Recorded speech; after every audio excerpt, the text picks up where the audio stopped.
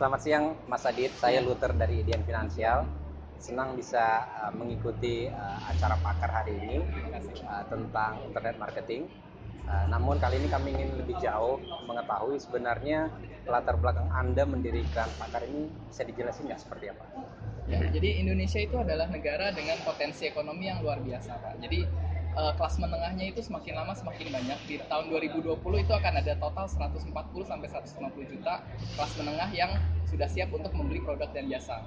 Nah, tetapi saya bersama dengan Gary, co-founder saya, itu melihat orang Indonesia itu masih kekurangan tenaga ahli, Pak.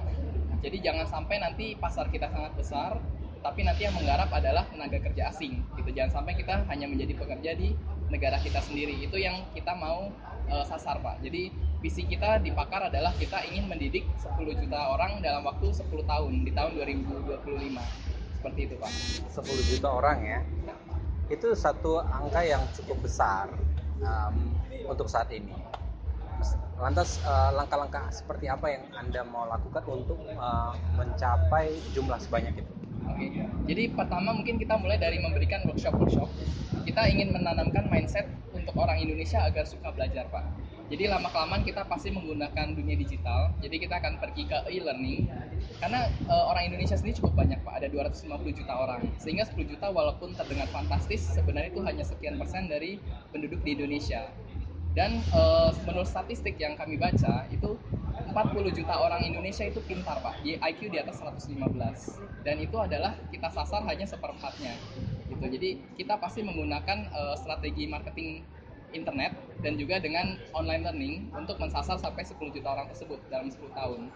Dan juga kita akan mensasar banyak bidang, Pak. Jadi bukan hanya internet marketing, kita akan mensasar banyak bidang yang profesional butuhkan, seperti keuangan, tax, law, dan lain-lain.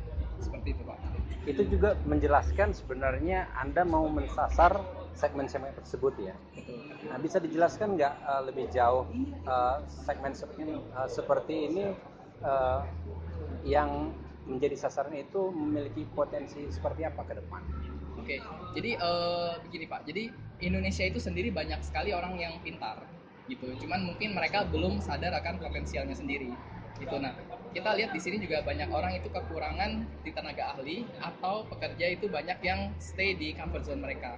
Jadi mereka tidak mau belajar dan akhirnya takutnya Pak, ke depannya orang-orang luar yang lebih rajin dari kita, lebih bisa belajar itu nanti akan menyasar lapangan pekerjaan yang sekarang kita punya. Seperti itu. Nah, kalau dibandingkan negara-negara katakanlah di kawasan ASEAN, sepengetahuan Anda seperti apa posisi Indonesia? Posisi Indonesia sebenarnya Pak untuk tingkat penganggurannya sebenarnya cukup tinggi karena bahkan kita ada di bawah Myanmar. Myanmar yang notabene adalah negara yang baru maju ya, maksudnya masih sangat berkembang gitu. Nah, jadi kalau dibandingkan bahkan dengan Thailand, Indonesia itu penganggurannya sekitar 5,6% per tahun 2016 terakhir. Nah, di Thailand itu hanya 0,99%, Pak. Jadi kurang dari seperlima pengangguran dibandingkan dengan Indonesia. Nah, itu kita lihat sayang sekali. Padahal tenaga kerja Indonesia itu pintar-pintar, attitude-nya juga bagus. Mereka mungkin hanya kurang tenaga ahli aja, Pak. Mereka hanya kurang skill-skill ahli untuk bisa dimanfaatkan oleh perusahaan-perusahaan untuk memajukan usaha di Indonesia. Seperti itu. Nah, kalau menurut Anda saat ini dan sampai 10 tahun ke depan itu prospek untuk internet marketing ini seperti apa? Oke.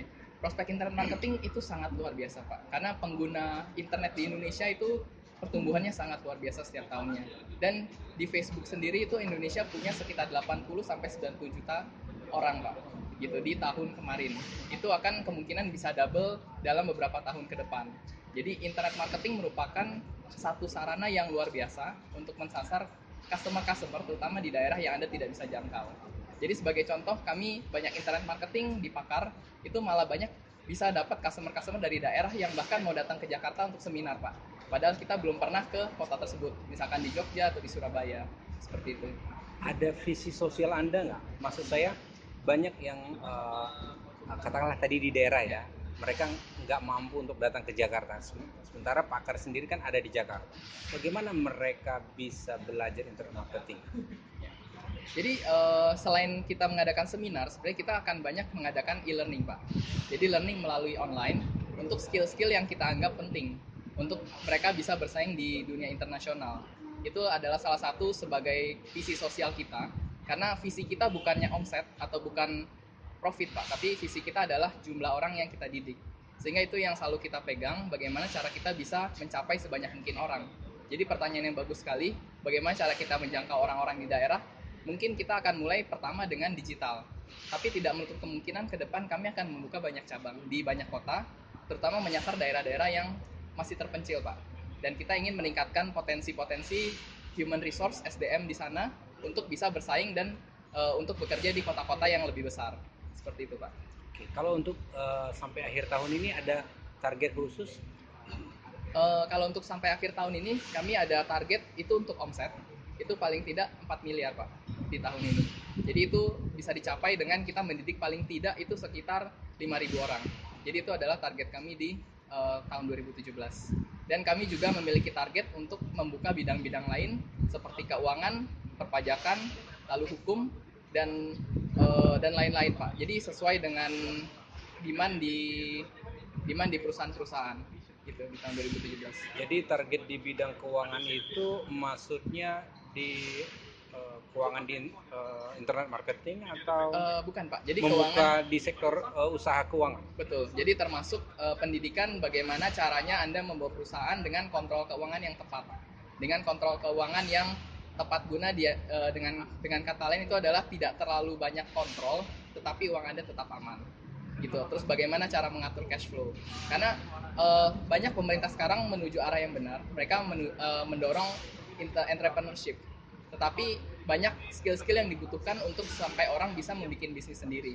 Karena bikin bisnis bukan hanya jualan, mereka juga harus mengerti finance, mereka harus juga mengerti marketing, mereka juga harus mengerti human resource. Gitu. Jadi itu adalah skill-skill yang kita target. Kita mau lebih banyak entrepreneur, lebih banyak orang-orang yang berskill tinggi untuk bisa membangun Indonesia. Terima kasih Mas Adit untuk waktu. Ya, terima kasih sukses banyak. selalu. Terima kasih.